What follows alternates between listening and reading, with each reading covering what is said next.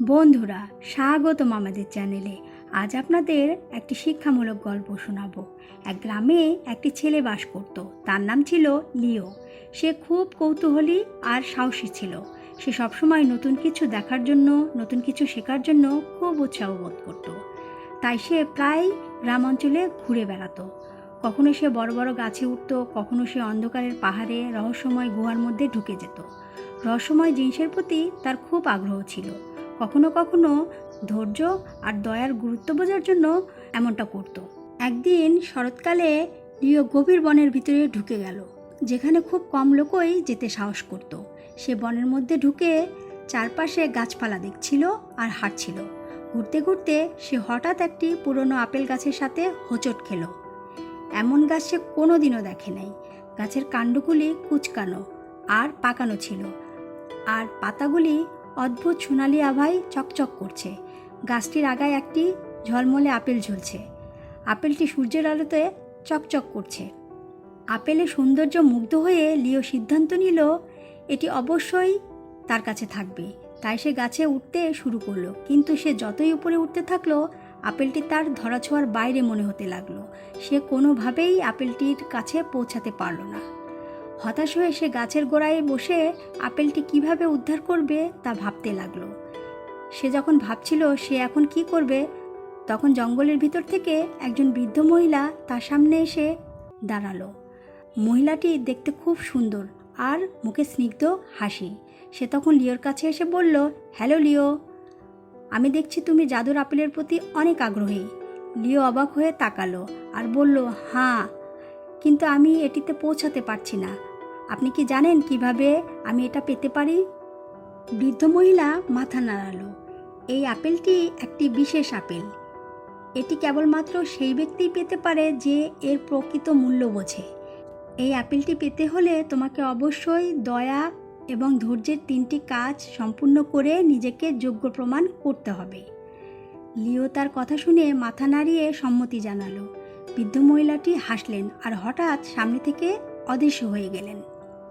এইভাবে কিছুদিন চলে গেল। একদিন লিও বনের ভিতরে ঘুরছিল আর চিন্তা করছিল কিভাবে সে 3টি কাজ সম্পন্ন করবে। হঠাৎ সে সামনে একটি পাখি পড়ে থাকতে দেখল। সে দেখল পাখিটি ডানা ভাঙা। সে পাখিটিকে সাবধানে তুলে নিয়ে গ্রামে ফিরে এলো। তারপর পাখিটিকে যত্ন করতে লাগলো। পাখিটিকে সুস্থ করতে অনেক দিন সময় লাগলো, কিন্তু লিও ধৈর্যের সাথে পাখিটিকে সুস্থ করে তুলল। একদিন পাখিটি আনন্দে কিচিরমিচির করে উঠতে লাগলো।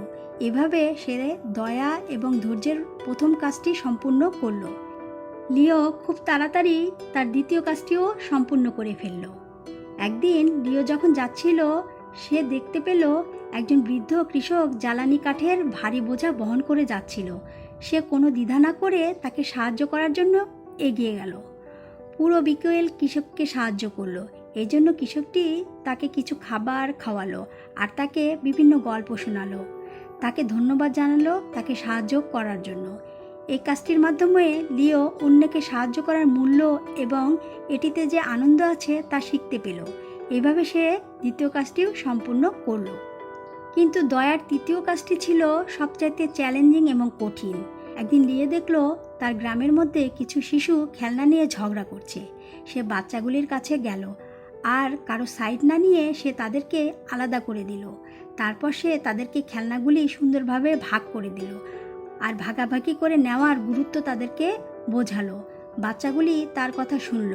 অবশেষে বাচ্চাগুলি ঝগড়া না করে সুন্দরভাবে একসাথে খেলা শুরু করলো।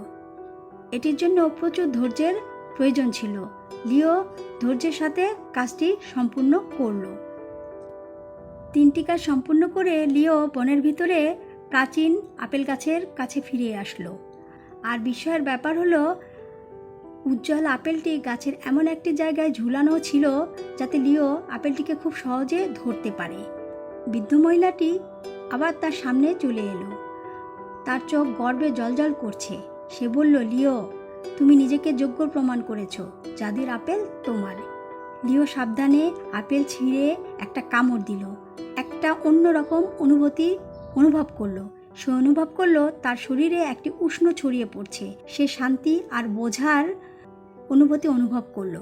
সে বুঝতে পারল যে আপেলের আসল জাদুটি এর স্বাদে নয়, বরং দয়া, ধৈর্য আর অন্যকে সাহায্য করা থেকে যে শিক্ষা সে পেয়েছে সেটাই আসল শিক্ষা।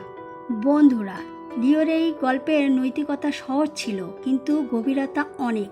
সত্যিকারের মূল্য আমরা যে ধনের মধ্যে খুঁজি তার মধ্যে পাওয়া যায় না, বরং আমরা অন্যের প্রতি যে দয়া এবং ধৈর্য দেখাই তার মধ্যে পাওয়া যায়। আমাদের আশেপাশের লোকদের সাহায্য করে এবং ধৈর্যের মূল্য বোঝার মাধ্যমে আমরা নিজেদের মধ্যে সত্যিকারের জাদু আবিষ্কার করি। বন্ধুরা, আপনি যদি আমার এই গল্পটা আরও লোকের কাছে পৌঁছে দিতে চান তাহলে একটি লাইক দিন, যাতে ইউটিউব এই গল্পটি আরও লোকের কাছে পৌঁছায়। আর যদি গল্পটি ভালো লাগে তাহলে আমার এই চ্যানেলটিকে অবশ্যই সাবস্ক্রাইব করবেন। আবারও নতুন কোনো গল্প নিয়ে হাজির হব। ধন্যবাদ সবাইকে।